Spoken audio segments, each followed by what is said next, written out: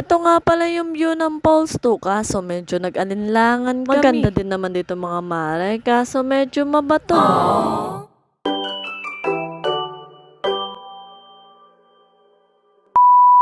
Andito pa nga rin pala kami sa may mga nangaharang mare kasi kulang pa din kami. 3 sasakyan pa lang kasi yun nandito mare at nawawala pa yung isa. Nasa kanila pa naman yung ticket namin mga mare kaya paano kami makakapasok? Buti na lang mga mare at may cellphone pwedeng ipakita doon. Hello guys!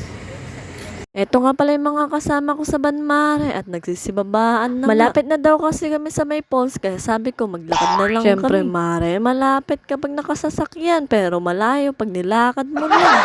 Pagkarating nga namin din agad na kami nagsibabaan. Dahil may videographer kayong kasama, hi to the camera. Medyo malaki kasi itong Banmare, kaya madami kami. Kita nyo naman, hindi naubusan ng laman.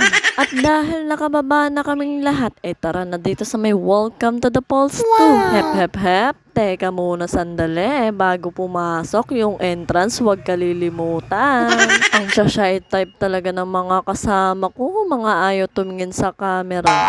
Tipon-tipon na nga kami para mabilang na kami sa entrance. Kailangan na kasi namin bayaran yun at bawal utangin. Charot lang yun, mare. Dahil nasa itas pala kami, bababa muna kami. Gaan lang naman bumaba, mare. Ewan ko na lang mamayang pabalik. Dahil nasa ibaba nga itong paliguan, mare, maghahanap muna kami ng cottage. Pero mukhang hindi na kami magka-cottage kasi medyo alinlangan kami. Medyo madaming bato kasi mare, tsaka medyo malalim. Hindi mo po pwedeng hayaang mag-isa yung bata kasi baka mabaldo.